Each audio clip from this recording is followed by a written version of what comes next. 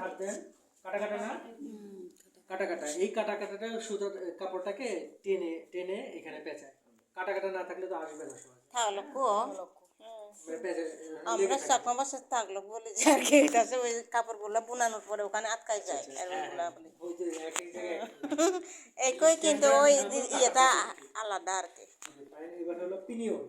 Pinion আছে কোথায়? Pinion কোনটা? বাম পাশে। ও আচ্ছা ওই যে পিনিয়ন, পিনিয়ন কয়টা আছে? তিনটা না? পিনিয়ন পিনিয়ন ই হাদা দাউরি সিন আমি হলো দে ওই যে সেলাই মেশিনের যে ইয়া নাগে ইয়ে ইয়ে হাদা দাউরি ঘুরিয়ে ইয়া নাগে ঘুরে দিয়েছি। আচ্ছা পিনিয়ন আছে তিনটা তাই না? তারপরে কি wheel, wheel rod. Wheel rod বলতে কোনটা? এই যে ও এটা আচ্ছা হলো হুইল। আচ্ছা হুইল মানে কি? এটা চাকা, চাকা চাকা দুই পাশে দুটো চাকা, হ্যাঁ এটা হুইল। হুইলের মাঝখান দিয়ে যেটা গেছে সেটা হলো হুইলের rod. Wheel rod wheel rod আচ্ছা এবার হুইলের চাকা, হুইলের চাকা তো দেখতেছি তাই না? জি আচ্ছা একটু একটু সরবেন।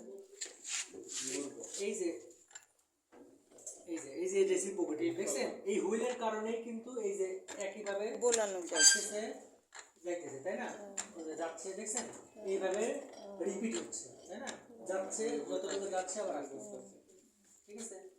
ওই যে দেখেন ঘড়ি ওইখানে দেখছেন ঘুরতেছে, ওই যে পিনিয়ন, পিনিয়নও ঘুরতেছে দেখছেন? তাহলে এটার সাথে এটা কানেক্টেড, অটোমেটিক্যালি আবার কাপড়ও তৈরি হবে, ক্লথ বিমে কাপড়ও পিনিয়নের সাহায্যে, ঠিক আছে? এরপরে কি আছে? টানা রশি। টানা রশি টানা টানা রশি পিকারের সাথে টানা রশি বাচ্চা আছে। টানা এই যে বাচ্চারা বাজার সিস্টেমটা দেখছেন?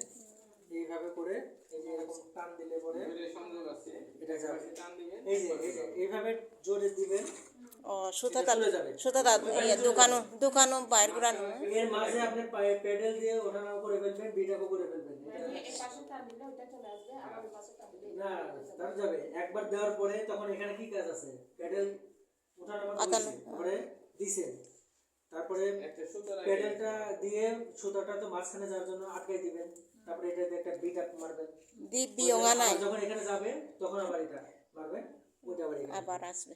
এইটা হলো ধীরে ধীরে আর কি। এরপর যখন হাতটা ফ্লুয়েন্ট হয়ে যাবে তখন দেখবেন তার ইচ্ছা মতো করে দিতেছে, ঠিক আছে? ওইটা আমি ভিডিও আপনাকে দেখাচ্ছি।